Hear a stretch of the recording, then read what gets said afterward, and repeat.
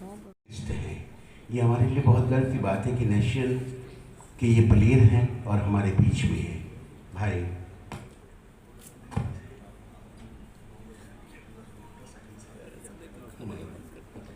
आप दिल्ली से बॉम्बे 1500 किलोमीटर आप साइकिल पर गए थे, साइकिल चला कर गए थे।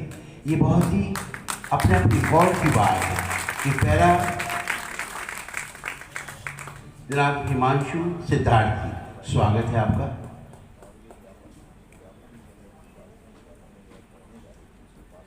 हिमांशु सिद्धार्थ जी,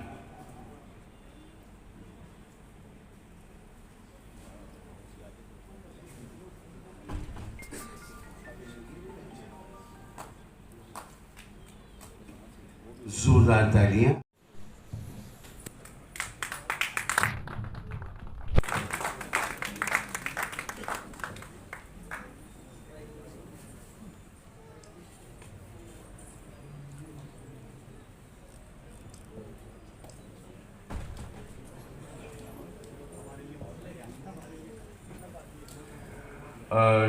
शायद आप अगर गौर से देखें तो मोहित शर्मा जी को आप पहचानेंगे और जोरदार तालियों के साथ मोहित शर्मा जी का आप स्वागत कीजिएगा।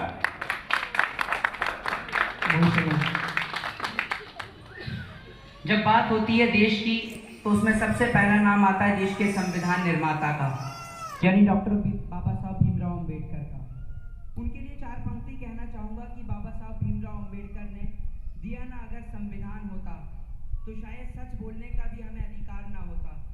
जकड़ी रहती गुलामी की जंजीरें हमारे पैरों में, आज़ाद ना कभी ये भारत हुआ होता। तो देश की आज़ादी में और देश के संविधान में उनका एक महत्वपूर्ण योगदान रहा है। 32 से ज़्यादा डिग्रियां लेने वाले बाबा साहब भीमराव अंबेडकर जो इस देश को एक ऐसा संविधान देके गए जिसने इस देश के लोगों को एक समान हक और अधिकार दिया, चाहे वो राइट टू स्पीच का अधिकार हो, राइट टू फ्रीडम का अधिकार हो। अगर आज मैं आपके समक्ष बोल पा रहा हूँ तो ये अधिकार जो मुझे बोलने का जो अधिकार दिया है बाबा साहब भीमराव अंबेडकर ने दिया है। जो अधिकार है राइट टू स्पीच का, जो अधिकार आपको और मुझे हर एक व्यक्ति को, देश के प्रत्येक नागरिक को बोलने का अधिकार देता है। लेकिन आज इस देश के अंदर लोगों ने बोलना छोड़ दिया है। आज अगर इस देश के अंदर बेटियों के ऊपर अत्याचार होता है तो लोग एक दिन दो दिन कैंडल लेकर निकलते हैं, सड़कों पर मोमबत्तियां जलाते हैं और उसके बाद सब लोग भूल जाते हैं, लोग अपने अपने काम में व्यस्त हो जाते हैं। सर, हम उस देश में रहते हैं जिस देश में नारी के सम्मान में लंका दहन हो गई, रामायण और महाभारत हो गई। लेकिन आज आप इस देश के अंदर अगर आज आप देखते हैं तो महिलाओं की स्थिति क्या है।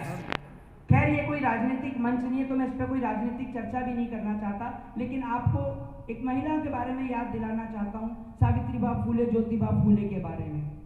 आपको याद होगा वो वक्त, वो दौर, जिस दौर के अंदर सती प्रथा के चलते अगर किसी के पति की डेथ हो गई तो उसको उसकी पत्नी को भी साथ में ही जला दिया जाता था।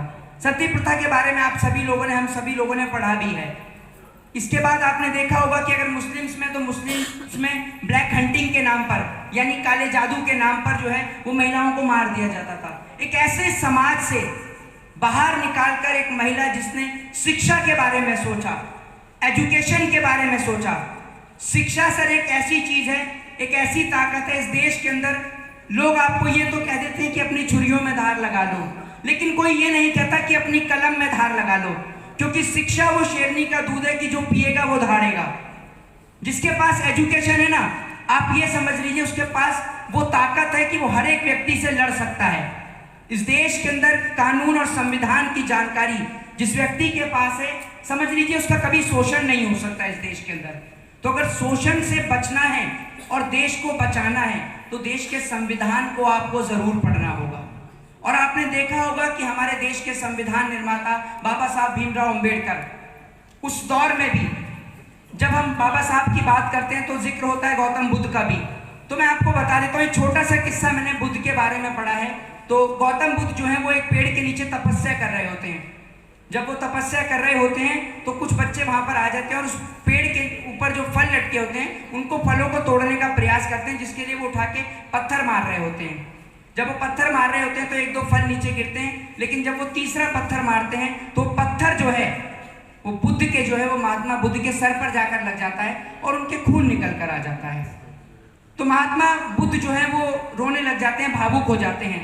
तो वो बच्चे उनसे जाकर माफ़ी मांगते हैं कि हमने एक गुरु की तपस्या को भंग कर दिया, हम आपसे माफ़ी मांगते हैं, क्षमा मांगते हैं। तो गौतम बुद्ध का बड़ा ही खूबसूरत जवाब होता है। सुनिएगा वो जवाब क्या होता है। वो जवाब ये होता है, गौतम बुद्ध कहते हैं कि मैं इसलिए नहीं रो रहा कि मेरे पत्थर लगाए मेरे दर्द हो रहा है, मैं इसलिए रो रहा हूं कि आपने एक पेड़ को पत्थर मारा तो पेड़ ने आपको फल दिए, आपने मेरे पत्थर मारा लेकिन मेरे पास आपको देने के लिए कुछ भी नहीं है। तो वो आदर्श इस देश के अंदर गौतम बुद्ध के थे, जिन्होंने इंसानियत और मानवता को सर्वोपरि समझा। तो हमारे लिए जाति धर्म मजहब से ऊपर है इंसानियत और मानवता। और मैं इस अवार्ड के लिए मैं अपने सभी बड़े भाइयों का धन्यवाद करता हूं, सुनील जी का, ललित भाई का, और आप सभी लोगों का धन्यवाद करता हूं। और आपसे उम्मीद करता हूं कि आप ऐसे कार्यक्रम करते रहें। और हमारे माननीय सांसद जी राजमणि पटेल जी का भी मैं तहे दिल से धन्यवाद करता हूं। जय हिंद, जय भारत, वंदे मातरम। हमसे काम कराया जाता। अगर ये मीडिया का प्रोग्राम है, वैसे सुनील अभय भाई का बहुत बहुत धन्यवाद है कि उन्होंने आज ये एक्सीलेंट अवार्ड किया है, बिल्कुल एक्सीलेंट है।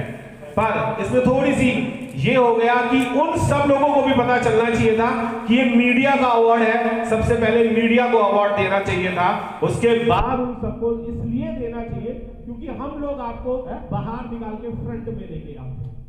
और इस अवार्ड के लिए बहुत बहुत धन्यवाद, बहुत बहुत शुक्रिया। और जो भी आपने मुझे सम्मान दिया है उसके लिए मैं दिल से आप सभी का आभार प्रकट करता हूँ। सुनील अभय जी का बहुत बहुत धन्यवाद, मैम आपका भी थैंक यू सर। धन्यवाद जनाब। और अब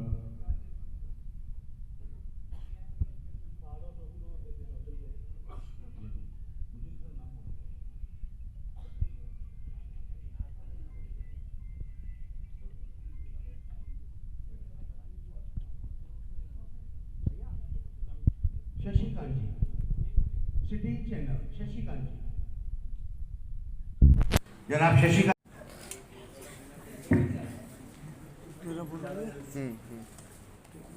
आइए पुनीत जी। अरे भैया मीडिया वालों को हमें जल्दी होती है। पुनीत मां, पुनीत लिखा हुआ पुनीत जी का।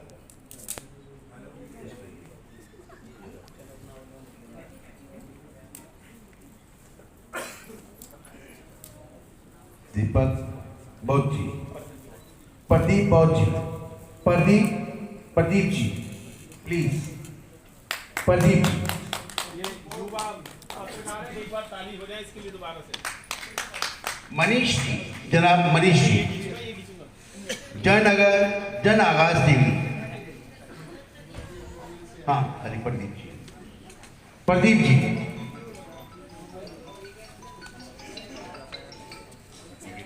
हाँ जी,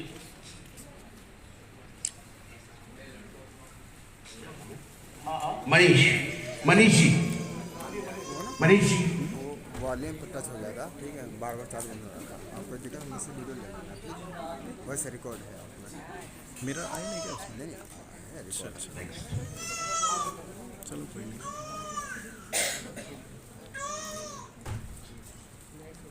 मैं ठीक कर दिया था। अच्छा।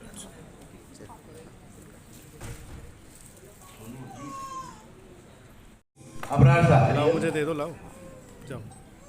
7 न्यूज से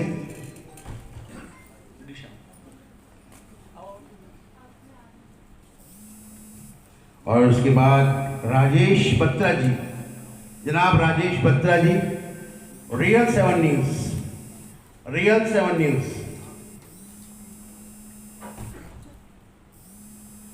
रमा शंकर जी, जनाब रमा शंकर जी, राजेश जी प्लीज। और उसके बाद रमा शंकर जी,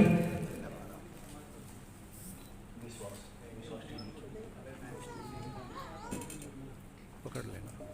विश्वास टीवी, विश्वास जी, द विश्वास टीवी,